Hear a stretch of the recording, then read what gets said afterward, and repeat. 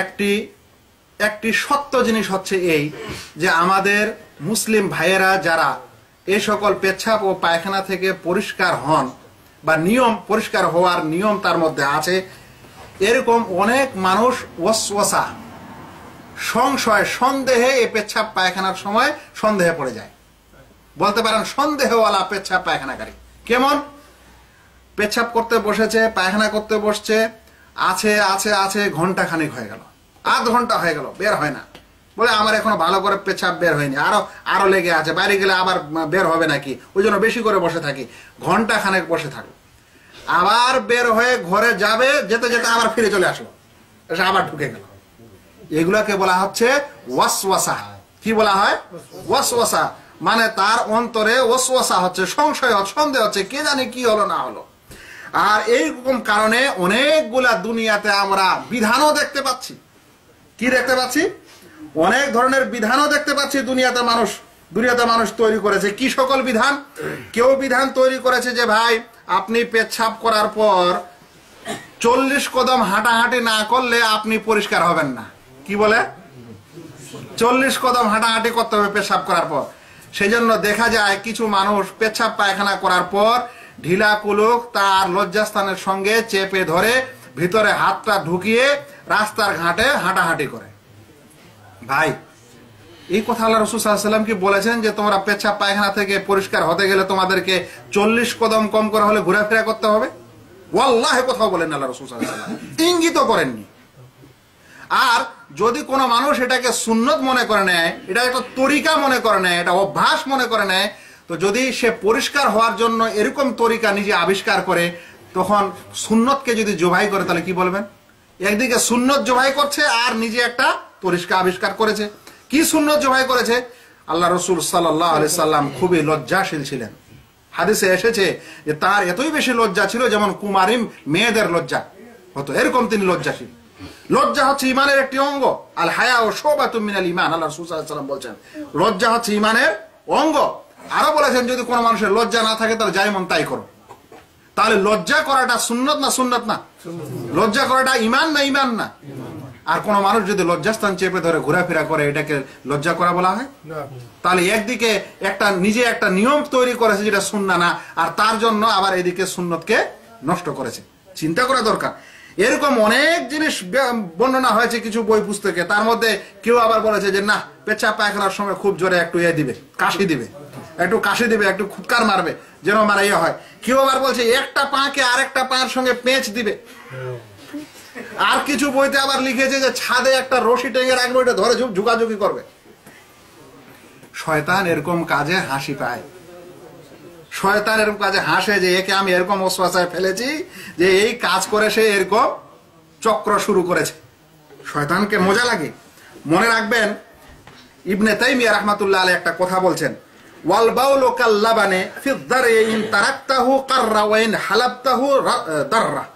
কথাটির অর্থ শুনেন। কথাটির অর্থ হলো এই যে মূত্র, এই পেচ্ছাপ উদাহরণ হচ্ছে কোন স্তন্যের দুধের মতো। ধরে নেন গাভীর স্তন্যের দুধ। বলছে গাভীর স্তন্যে যেমন দুধ থাকে, পেচ্ছাবের উপমাটাও ওরকম পেচ্ছাবের স্থানে আছে। বলছেন যে ইন তারাকতাহু কাররা, আপনি যদি দুধ দহন করেন, করতে করতে যখনই ছেড়ে দিলেন তখন কি হয়ে গেল? বন্ধ হয়ে গেল। আর যখনই আপনি দহন করবেন তখন কি হয়ে যাবে? আবার বের হবে। তাই পেচ্ছাবের বিষয়টাও এরকম, যদি কোনো মানুষ টানাটানি করে তাহলে কিছু না কিছু বের হতেই থাকবে। কিন্তু আল্লাহ আমাদের এরকম করেননি। একজন মানুষ সে নিজেই জানে যখন পেচ্ছাপ করার সময় হয়, ইচ্ছা হয়, তখন অলরেডি পেচ্ছাপ বের হতে লাগে। পেচ্ছাপ যখন বের হওয়া শেষ হয়ে গেল, আপনি বুঝতে পারলেন না? বুঝে যায় না রে ভাই। মানুষ বুঝতে পারে কি পারে না যে আমার পেচ্ছাপ করা শেষ হলো। পেচ্ছাপ করা শেষ হয়ে গেল, ধুয়ে আপনি চলে আসেন। এটাই হলো নিয়ম। আমাকে আপনাকে এই লাফালাফি, চলাফেরা, তারপরে গালার আওয়াজ দেওয়া, এই করা, ঘোরাফেরা করা, এরকম কোনো কথা ইসলামে বলা হয়নি। তাই এগুলো করার কোনো দরকার নেই। মনে রাখবেন, তারপরেও কোনো মানুষ এরকম পেচ্ছাপ করতে গেল, যাওয়ার পর পেচ্ছাপ তার শেষ হলো এবং সে পরিষ্কার হয়ে চলে আসলো, কিন্তু তারপরেও কোনো সময় বের হয়ে গেল, যদি তার এটা অসুখ না হয়, এমনি হয়, আর জানতে পারে যে না আমার অবশ্যই বের হলো, সন্দেহ না। সন্দেহ আর বের হওয়ার মধ্যে পার্থক্য আছে। বের হওয়া যেটা নিশ্চিত সেটা হলো আপনি এক ফোঁটা পানি দেখতে পেলেন যে আপনার লুঙ্গিতে লেগেছে বা প্যান্টে লেগেছে, তাহলে এগুলো নিশ্চিত হওয়া। নিশ্চিত হলে আপনি ওই জায়গাটা শুধু ধুয়ে নেবেন। আর যদি সন্দেহ হয় তাহলে আপনাকে ধোয়া আর খোলার কোনো দরকার নেই। আর যদি কোনো মানুষের এরকম রোগ থাকে, সমস্যা থাকে, ধুয়ে উঠে আসে, তারপরেও কোনো সময় ফুস করে বের হয়, ওর কোনো ইচ্ছা থাকে না, তাহলে মনে রাখবেন আল্লাহ তাকে ক্ষমা করবেন। কারণ আল্লাহ তাআলা বলছেন ফাত্তাকুল্লাহ মাস্তাতাতুম, আল্লাহকে ভয় করো যতখানি পারো। কারণ এটা আর তার হাতে নাই, তার সাধ্যে নাই, এই কারণে তাকে আর এ বিষয়ে কোনো চিন্তা করার দরকার নেই। দেখেন কিভাবে আমাদের সমাজের কিছু মানুষ এই ঢিলা কুলুক ব্যবহার করার বিষয়ে কি ধরনের জটিলতা মানে সৃষ্টি করে দিয়েছেন আর নিয়ম বিধান দিয়েছেন, শুনলেও হাসি লাগে আর লজ্জাও লাগে। দুই একটি উদাহরণ দিই। বলা হচ্ছে পায়খানার পর স্ত্রী পুরুষ উভয়ের এবং প্রস্রাবের পর শুধু পুরুষের জন্য ঢিলা কুলুক লোয়া সুন্নত। এ পার্থক্যটা কোথায় পেল? হাদিসে কি এরকম পার্থক্য এসেছিল?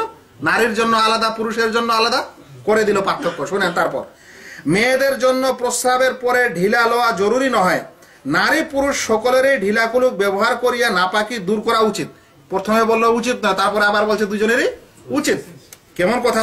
নতুবা অজু ও গোসলেও শরীর পবিত্র হয় না, আর অজু গোসল শুদ্ধ না হলে তো নামাজও অশুদ্ধ থাকিয়া যায়। আবার শুনেন কি ধরনের নিয়ম বলছে, যেসব বস্তু দ্বারা কুলুক লোয়া না যায়। পায়খানা করিয়া সাধারণত একটি বা 5টি এবং পেশাবান্তে একটি কিংবা প্রয়োজন বোধে 3টি কুলুক ব্যবহার করবে। আর একবার শুনেন, পায়খানা করিয়া সাধারণত একটি, আল্লাহ রসুল সাল্লাল্লাহু আলাইহি ওয়াসাল্লাম একটির কথা বললেন না, 3টা করে দিল একটি, বা 5টি, আল্লাহ রসুল বললেন 3টি, আর 3টাই ছেড়ে দিয়ে করে দিয়েছে কয়টা? 5টা। দুঃখ লাগে না এগুলো জিনিস? এখন এই সকল জিনিসের এই সকল বই পুস্তক পড়ে যদি আমরা আপনাদেরকে বুঝাই, জানেন আমাদেরকে কি বলা হয়? যে এই লোকেরা গীবত করে।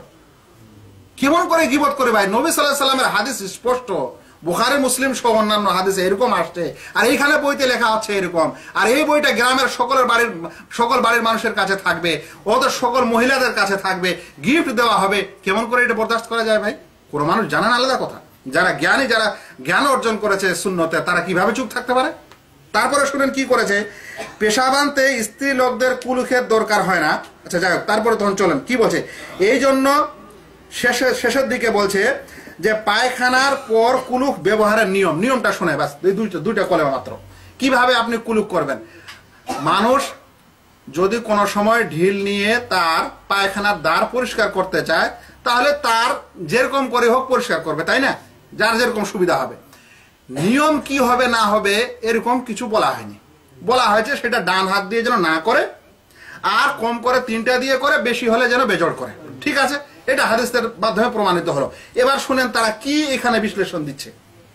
মকসুদুল মুমিনিন 50 নম্বর পৃষ্ঠা বলছে, স্ত্রী লোকগণ শীত গ্রীষ্ম সকল সময় প্রথম ও শেষ কুলুকটি গুহাদ্বারের সম্মুখ ভাগ হইতে টানিয়া পিছনের দিকে আনিবে।